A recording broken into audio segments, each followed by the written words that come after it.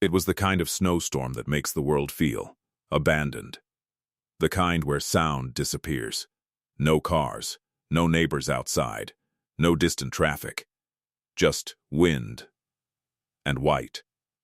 I was 19 at the time, trying to save up for community college. Babysitting wasn't glamorous, but when someone offers you $250 to stay in a warm house for a weekend while their kid sleeps, you don't ask questions. The couple lived in Valley Stream, at the very edge of a quiet suburban block that backed into a wooded strip of undeveloped land. Big houses, long driveways, decorative lantern posts that looked nice in the summer. In a blizzard, they looked like gravestones. I remember my boots crunching through 6 inches of fresh snow as I walked up their driveway that Friday evening. Snow was already coming down hard. The sky was that strange, heavy gray color, like it was pressing down on everything. Matthew's mom opened the door before I could knock. She looked stressed. "You made it." Thank God. Warm air rushed out past her, carrying the smell of cinnamon candles and something cooking in the oven. Inside, it was cozy, too cozy. Matthew was 8 years old, small for his age. Quiet, polite. The type of kid that didn't cause problems. He barely looked up from his handheld game console when I introduced myself. His parents were heading out of town for the weekend, supposedly a delayed anniversary trip they couldn't reschedule. Flights were already delayed because of the storm. I should have seen that as a sign. Before leaving, his dad walked me through everything. Alarm system, spare batteries, emergency numbers written on a notepad by the kitchen phone. "This storm's supposed to get worse after midnight," he said casually. "If anything happens, just call 911. They'll get here." He said that like it was guaranteed. It wasn't. By 8 p.m. the snow had doubled. By 9 p.m. the wind started howling hard enough to make the windows tremble. By 10 p.m. Matthew was asleep upstairs, and by 11. The house didn't feel cozy anymore. It felt isolated. I sat alone in the living room watching some random late-night movie. The TV volume was low. Outside, snow blasted sideways across the windows like static. Then the power flickered. Once. Twice. My stomach tightened. But it came back on. I muted the TV and just listened. Wind. The ticking of a wall clock. The low hum of the furnace kicking on. That's when I heard it. Knock. Soft at first, almost polite. I froze. No one in their right mind would be out in this weather. I told myself it was just the wind throwing snow against the door. Then it came again. Knock. This time harder. Deliberate. My heart began to pound so loud it almost drowned out the storm. I checked the clock. 11:47 p.m. Slowly, I stood up. Every horror story you've ever heard tells you not to open the door. I wasn't stupid. I didn't. Instead, I crept toward the front window and pulled one blind slat down just enough to peek through. What I saw made my entire body go cold. There was a figure standing directly outside the door. Not knocking anymore. Just standing there, facing the house. I couldn't see his face clearly. The porch light was blowing snow sideways across his features, but I could see his shoulders rising and falling. Breathing. Watching. I stumbled backward, nearly tripping over the rug. Before I could even process what to do next, bang. The door shook violently. Then another bang. Then multiple fists pounding all at once. "Open up." The voice was muffled through the storm, but I heard it clearly. Not one voice. Several. "Open the damn door. Matthew." I had to think about Matthew. My hands were shaking so badly I almost dropped the cordless phone when I grabbed it. I dialed 911. It rang longer than it should have. Finally, a dispatcher answered. I whispered everything at once. "There are men outside. They're banging on the door. I'm babysitting. There's a child." The dispatcher's voice was calm. Too calm. "Ma'am, due to severe weather conditions, response times are delayed. Officers are en route, but it may take some time." Some time. What does that mean? I asked. It could be 30 minutes. Possibly longer, 30 minutes in a blizzard. with men trying to break in. The pounding on the door grew angrier. I heard something slam against it, maybe a shoulder. The dispatcher told me to take the child and hide somewhere secure. Stay on the line. I should have stayed on the line. But when the glass next to the front door exploded inward, I dropped the phone. The screaming wind poured inside. And so did something else. The sound of glass shattering didn't just echo through the house. It echoed through my chest. For half a second, I couldn't move. My brain refused to process what had just happened. Snow and freezing wind blasted through the broken side window near the front door, scattering shards across the hardwood floor. Then I heard it. Boots, crunching on broken glass. They weren't trying to be quiet anymore. They were coming in. My body finally reacted before my mind did. I ran, not toward the back door, not toward safety. Upstairs, toward Matthew. Every step up those stairs felt like I was running through water. My legs were heavy, shaking. Behind me, I could hear at least three different sets of footsteps spreading out downstairs. One of them laughed. It wasn't nervous laughter. It was casual. Like this was fun. Check the kitchen, someone said. Lights are on. Someone's home. My heart was beating so violently I was sure they could hear it through the walls. I burst into Matthew's room without knocking. He was half awake already, sitting up in bed, confused. "What's going on?" he mumbled. I crossed the room in 2 steps and grabbed him. "Don't talk," I whispered harshly. Not a word. His little body went stiff in my arms. Downstairs, something heavy crashed over. A chair, maybe. Or a table. They weren't just robbing the place. They were tearing it apart. I scanned the room quickly. Bed? Too obvious. Bathroom? No lock. Closet? The toy closet. It was small, cramped, filled with plastic bins and hanging jackets. But it had one advantage. It was dark. I pulled Matthew into it with me and shut the door slowly, praying the hinges wouldn't creak. Click. Total darkness. I could hear him starting to panic, his breathing quick and uneven. I covered his mouth gently with my hand. "If you make a sound," I whispered into his ear, "they'll find us." His breathing slowed. Downstairs, I heard drawers being yanked open, cabinets slamming, something shattering again. Then, footsteps on the stairs. Slow, unhurried. They weren't rushing. They thought they had time. Each step creaked under their weight. 1, 2, 3. The storm outside howled against the windows like it was trying to warn us. The footsteps reached the top of the stairs. Silence. Then a voice. Split up. My throat tightened so badly I thought I might choke. I heard a bedroom door open. Not ours. The guest room. Drawers being emptied. Closet doors sliding. Then another door opening. Matthew's bedroom door. The sound of boots on carpet. I stopped breathing completely. Through the thin closet door, I could see faint shadows shifting as someone moved across the room. Matthew trembled against me. The closet felt smaller by the second. The air was getting warmer, harder to breathe. Then I heard it. The bedroom door closed. My heart dropped. They weren't leaving. They were inside the room with us. One of the men walked slowly across the carpet, back and forth, like he was thinking. Then, a hand touched the closet door handle. It didn't turn, just rested there, testing. I pressed my entire body against the door from the inside, trying not to make a sound. The handle twitched slightly.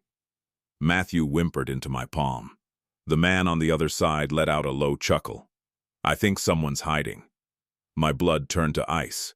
Another voice from across the hallway shouted, "Find anything?" "Not yet," the man outside our closet replied. The handle twisted harder this time. I pushed back with everything I had. The door rattled in its frame. For a moment, I was certain this was it. This was how it ended. Then, a distant sound cut through the storm. Faint, but unmistakable. A police siren, far away. But getting closer. The man outside the closet froze. I could feel it. The handle stopped moving. Another voice downstairs yelled, "You hear that?" "Shit." Boots sprinted across the hallway. The bedroom door flew open. Heavy footsteps thundered down the stairs.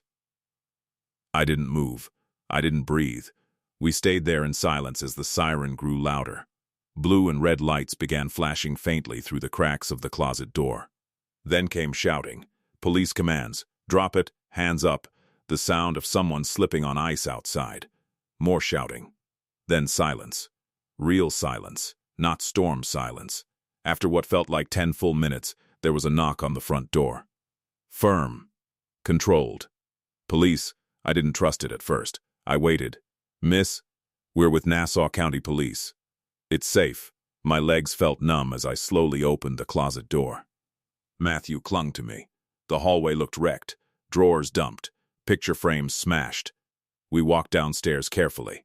The front door was wide open, snow blowing inside. 2 officers stood in the entryway, guns lowered now. They're gone, one of them said, but not far. I stepped outside briefly. 5 sets of footprints led from the broken window, around the side yard, toward the woods behind the house. The storm was already beginning to bury the evidence. If we hadn't gotten here when we did, the officer added quietly, this could have gone very differently. I already knew that. What I didn't know yet was that this night wasn't over, not even close. The police told me to stay inside, but I couldn't. I stood just behind the doorway, watching as flashlights cut through the blizzard like thin white blades. The wind had gotten worse.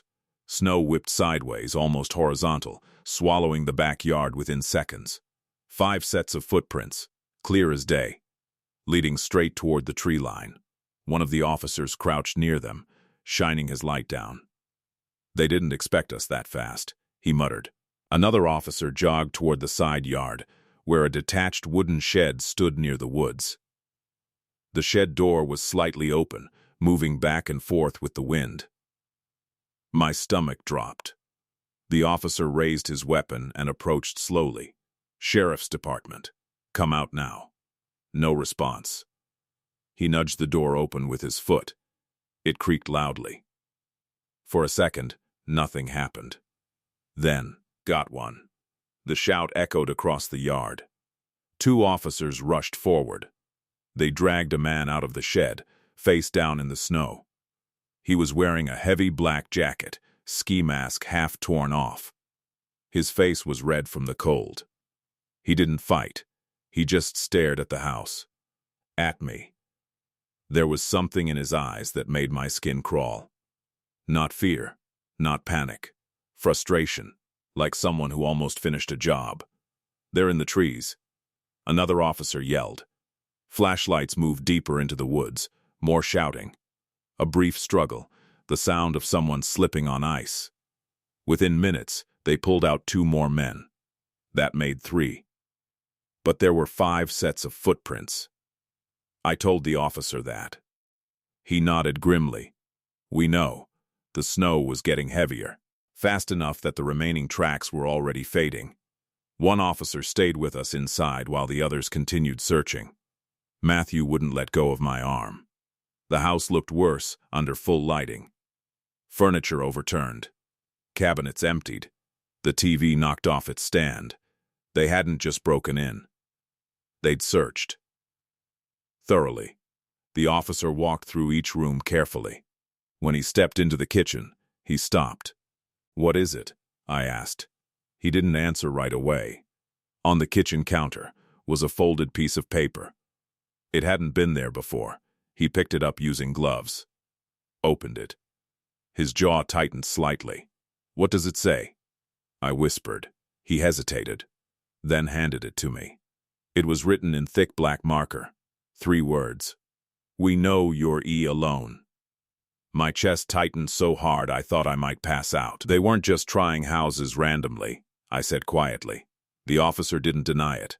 How would they know? I asked. He looked toward the front window, toward the street buried in snow. Storm like this, he said slowly, people assume no one's watching. Flights get canceled. Travel plans change.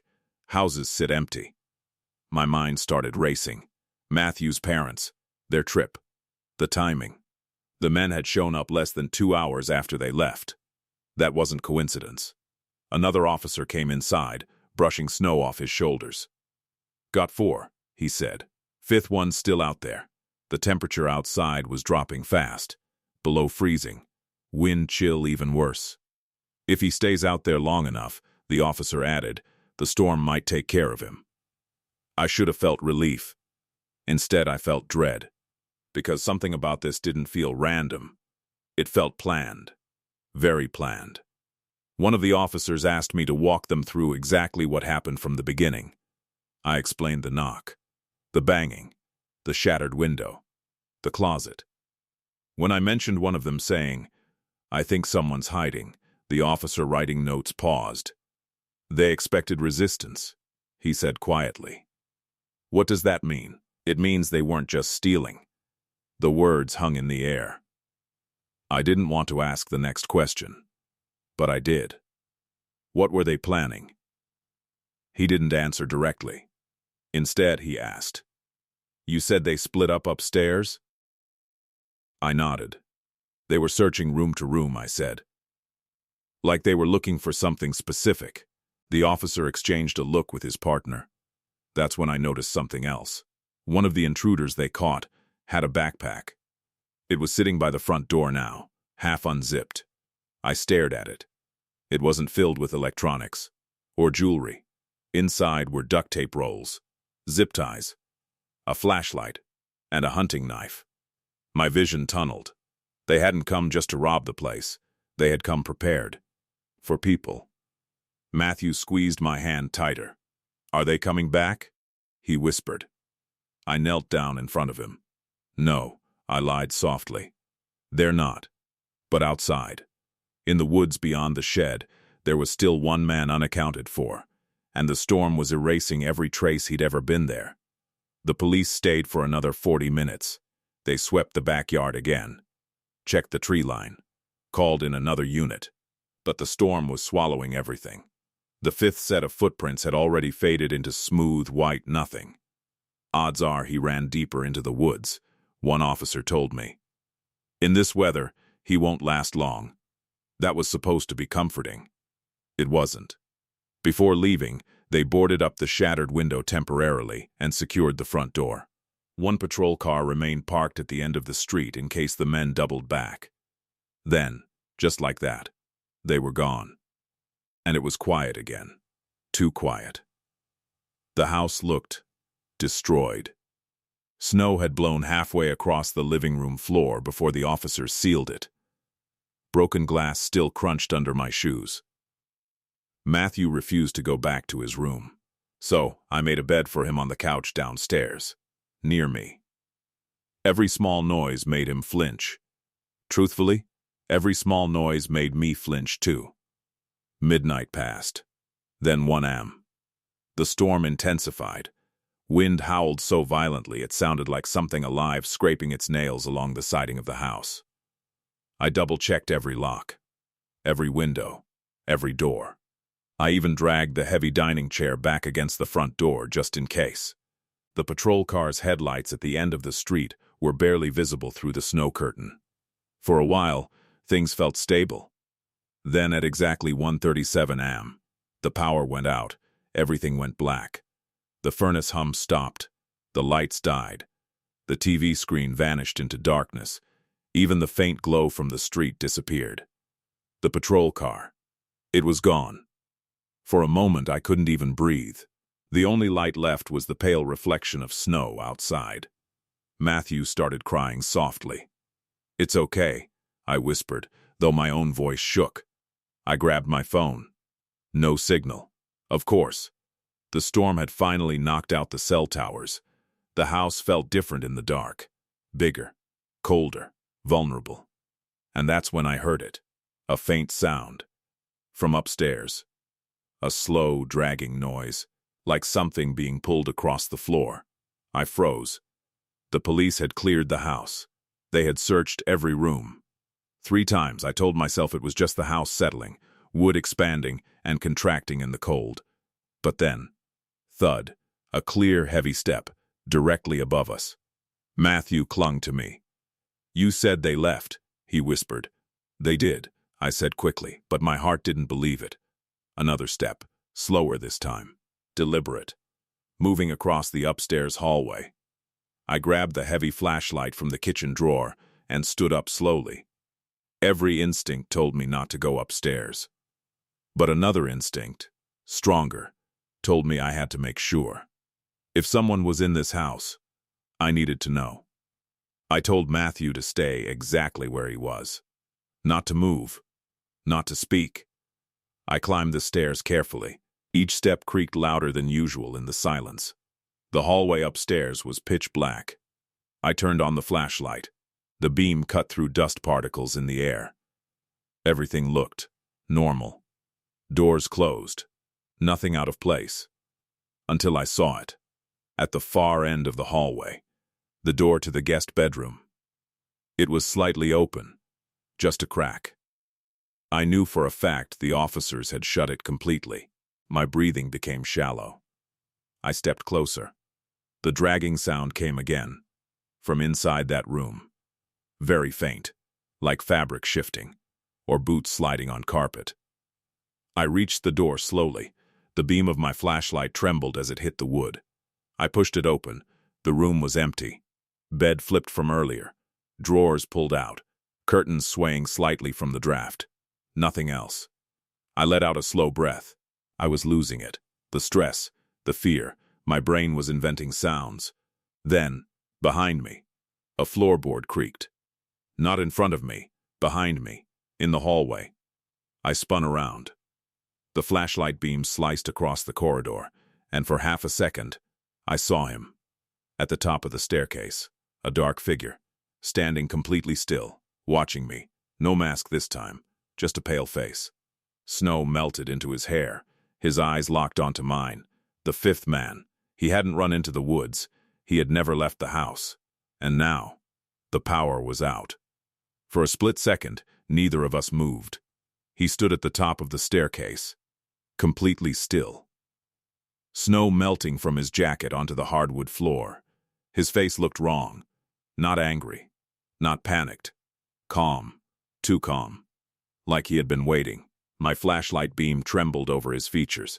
Late 20s, maybe. Hollow eyes. Thin smile creeping slowly across his face. Then, he stepped forward. One slow step down the staircase. The wood creaked under his weight. That sound snapped me out of it. Matthew. I screamed. The man lunged. I ran. Not toward him, past him. Straight down the hallway toward the stairs. He grabbed at my jacket but missed by inches. I flew down the staircase, nearly slipping. Behind me, heavy boots pounded fast, faster than before. No more calm. Now he was running. Matthew stood frozen near the couch when I reached the bottom. Back door. I shouted. I grabbed his hand and sprinted toward the kitchen. The back door led to the yard, buried in snow, but it was our only option. Behind us, the man hit the bottom of the stairs. A crash echoed as he knocked over a side table, chasing us. I yanked the back door open. Wind exploded into the kitchen like a bomb. Snow blasted into our faces. The backyard was almost unrecognizable. Knee-deep snow. Visibility barely 10 feet. We ran anyway. My legs burned instantly. Matthew stumbled, crying. The man burst out behind us seconds later. He didn't hesitate. He came straight into the storm after us. He wanted us. Not the house. Not valuables. Us. I could hear him gaining ground in the snow, boots crunching harder, faster. I spotted the detached shed near the fence line, the same one police had pulled one of the men from earlier. An idea hit me. Inside. I yelled. We dove into the shed and slammed the door shut. It didn't lock. I shoved a rusted shovel through the handles to jam it. Matthew sobbed beside me. Footsteps approached. Slower now. He wasn't running anymore. He was walking, enjoying it. The shed door rattled lightly as he tested it. Then his voice came through the wood. You should have just stayed quiet. My entire body went cold. He had known we were home from the start. He hadn't panicked when police arrived because he was already hiding, waiting. The door shook harder. The shovel bent slightly under pressure. Matthew buried his face into my coat. My eyes scanned the dark shed desperately. Tools. Fuel cans. A heavy metal rake. Then I saw it. A red plastic gasoline container.